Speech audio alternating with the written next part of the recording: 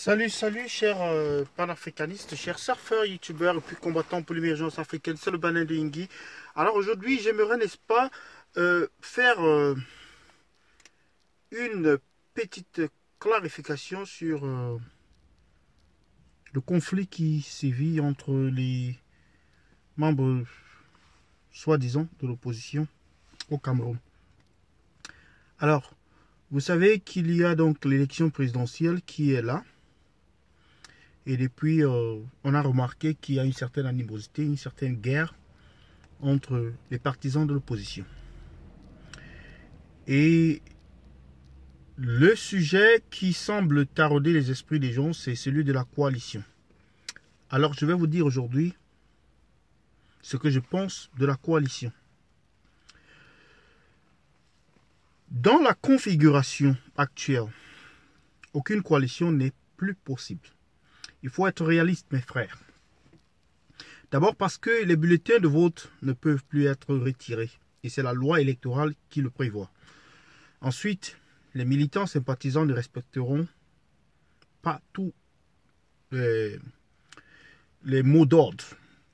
Un taux d'abstention ou une victoire encore plus écrasante du grand Manitou national sera plus évidente avec cette coalition. Les municipales et les législatives auraient pu résoudre ce problème. Voici une très bonne analyse. Et c'était une stratégie de Biya et son RDPC que malheureusement les opposants n'ont soit pas compris ou alors ont compris mais sont restés immobiles et impuissants. Les opposants n'ont rien compris. Peut-être parce qu'ils sont tous guidés par des élans, attitudes égoïstes. Alors que Biya savait très bien ce qu'il faisait. Il savait qu'il y aurait une crise de leadership dans l'opposition. Et c'était le but voilé de sa démarche. Étant donné que le SDF, qui aujourd'hui se réclame comme principal parti de l'opposition, est affaibli depuis des années et aurait perdu sa place de leader dans ces élections. Le RDPC a donc décidé de conserver le statu quo pour déstabiliser l'opposition, car il savait déjà que d'autres formations remplaceraient le SDF si on en venait à une élection quelconque. L'opposition est bête, simplement. Elle n'aurait jamais dû accepter qu'on renvoie les législatives et les municipales. Je l'avais dit haut et fort. Et certains observateurs l'avaient également décrié. Mais l'opposition était restée statique et désintéressée même. Quel gâchis! Cette année de plus de souffrance, c'est le prix à payer malheureusement pour les Camerounais qui croient toujours à ces personnes égoïstes et même antinationalistes. Alors c'est le petit essai que j'ai pu faire, d'ailleurs, que vous verrez sur ma page Facebook, parlant notamment, c'est-à-dire de ce qui se passe aujourd'hui. C'est simplement la conséquence de ce qui avait été fait le 12 juillet, il y a un peu moins de 3 mois, lorsque le président de la République, Paul Biya, avait annoncé le report des élections législatives et puis les municipales.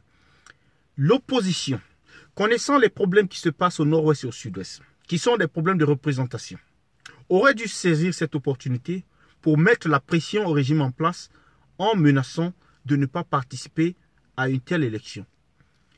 L'opposition aurait dû imposer que ces élections aient lieu. En prenant pour excuse, n'est-ce pas, ce conflit qui est au nord-ouest et au sud-ouest, car c'est un conflit de représentativité, c'est-à-dire de manque, n'est-ce pas, ça fait partie de la décentralisation. Comment est-ce qu'on peut faire la décentralisation en commençant par le chef de l'État? C'est le contraire. c'est le contraire. La décentralisation devait passer par des élus locaux, municipaux, législatifs et puis régional.